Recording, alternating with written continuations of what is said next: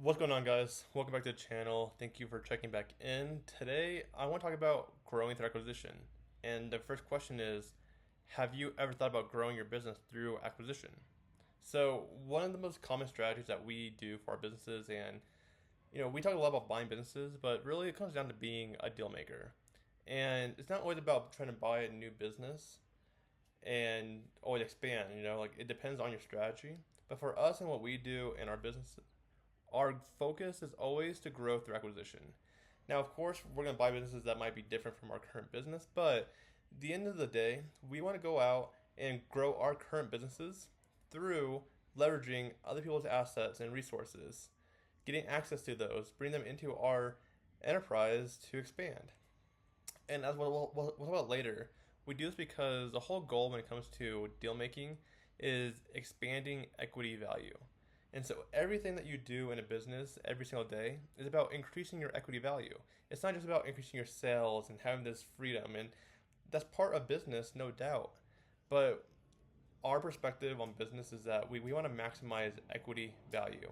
And the only way we can maximize equity value is by doing things within the business to maximize the value of the assets internally. Meaning, when you have a holding company, a collection of assets, and you're increasing the cash flow of those assets, and you're making these assets as attractive as possible for the next buyer, you're increasing the equity value. And another perspective to have on this is that every dollar that you earn in your business, you can multiply by three, because when you exit, you're going to be averaging that multiple anyways. And so, a small tangent, but the main topic I want to talk about today is why you should focus on growing through acquisition and why we do it in our business. And I want to give a little case study and then some advantages that I've seen. So let's dive into this. All right, so I made a video about this recently, but right now we're in the process of buying a bookkeeping firm. And the strategy behind us buying this business is that we are growing through acquisition. Our primary business is in private capital lending, it's in doing business funding, real estate financing, and commodities. And we provide access to debt and equity capital for these. And so for us, since we're in the business of lending and we're in the business of buying businesses, we like to acquire firms like bookkeeping businesses because as we reinvest our cash flow that we earn through our current sales and current deals that we're closing, we reinvest in buying these assets that will get us access to more deals, that will help us build deeper relationships with our clients, and of course, help our overall portfolio continue to increase in cash flow and overall increase its equity value that we can exit the portfolio at. And so that's the first deal right now that we're working on is growing through acquisition by buying this bookkeeping firm. Now, secondly, I want to give an example of like what it looks like to really grow through acquisition. And these are kind of past deals that we've done, but I think it pays to mention these as well, just for your insight. So first and foremost, we used to own a content blog called Acrylic, and it was really focused on doing acrylic pouring, acrylic style art pieces, and all the fun stuff. And when we went and bought this business, we were leveraging our existing business, which was already a content blog in the art space. And we wanted to go buy another art blog so that we can, one, increase our page views, our monthly page views. Secondly, get access to more affiliate products. And third, most importantly, we want to get access to a larger database. And so in this deal that we were looking at buying, this art blog, it came with a Facebook group of over 100,000 people. And it was by far the largest Facebook group on art. And it came with the business that we were looking at buying. So we leveraged our business and we grew through acquisition by buying this art blog that came with these different assets. And I can go deeper into this in the future, but basically we leverage the assets within that business to get access to the customer base, to get access to the Facebook group, and all the whole 9 yards. So that's one case study about growing through acquisition that we've done in the past. And the second case study, just to go through real quick, is one of my clients. We helped him last year merge his company, and basically, our client, he was based in Vegas. The other seller that we were working with was based in Oregon, and we helped them do a merger between their two businesses. And in doing so, they were able to overall increase the total sales, total profit, and as a partnership, they came together and they brought together their different locations. So the first business being based in Vegas and the second business being based in Oregon. We basically just did a merger and now we expanded the locations. The business that was based in Oregon, they already had locations in Oregon, Colorado, and Texas. Vegas market, Oklahoma market were markets that they were wanting to still get into. And because the our client was already in Vegas and he already had the location too that he was starting up in Oklahoma, they were able to merge. They expanded locations. They got access to more vehicles, more assets. They got access to um, greater sales and profits that they can reinvest in marketing and other strategies. And so that's kind of a second case study that we've worked on in the past when it comes to growth acquisition and some ideas that you can take from that as well.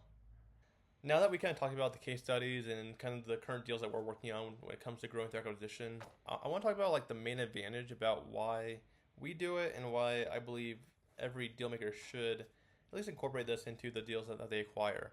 And that is because you, as a deal maker, the goal is to leverage other people's assets and resources. We do this because other people have already put time, energy, and effort into creating the assets that you want. And so by you, as a deal maker, growing your business through acquisition, the mindset and perspective is, I want to go out and get access to the things that we need in our business, whether it's marketing, employees, credibility as a brand, whether it's a database of customers and clients, whether it's their email list. There's different assets that every business has, and by going out and acquiring these businesses, you get access to those assets, and in doing so, you can expand your business, increase your sales, and overall increase the equity value at which you can sell your business at. And that's the powerful thing about growing through acquisition. Now, there's a lot of different ways that we can go about this, but I believe first and foremost that when you're approaching it, that's the main mindset to have. And that is, how can we approach this? Now, the second piece to that is, once you have that perspective and you're wanting to go out and buy these resources and these assets to bring to your business, it becomes, what businesses should you be targeting? So there's different ways to target businesses to go out and acquire for your business, but the most important part is ask this single question, and that is, where do my customers that I want to reach go before they shop with us, as they're shopping with us, or after they shop with us, or as an alternative to us? The answer to that question will always give you exactly what to focus on in terms of what assets to go and acquire. Because as long as you're asking those questions, you're going to always own every point where a client would ever want to come and shop with you. And that's a powerful mindset to have. Especially when you're building a holding company, you want to be able to have and own the different avenues that a client could ever want. Jay Abrams calls that being the go-to for anything that a client needs. If a client needs water, and they're thirsty, you might want to give them the bottle of water. You want to give them a resource on how to drink water. You want to give them the salts and the minerals and the fruits that can be put into water. You want to be everything for all the clients. You want to be the most helpful, most beneficial, most value-adding person to your clients. And that's the real advantage that this strategy can give you. Thank you guys for watching. The last point I want to make is, this isn't a strategy that's passive. This is an everyday part of your growth as a business.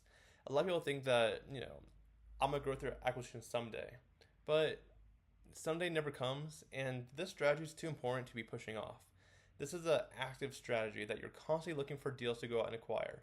Just as you're constantly running ads or doing social media, or you're constantly doing these other strategies, which are still good, when it comes to growing through acquisition and buying businesses to expand your business, this is a strategy that you want to be doing every single day, and it's top of mind. You're constantly looking for the assets that you need in your business, and you're constantly going out and making deals to get access to those.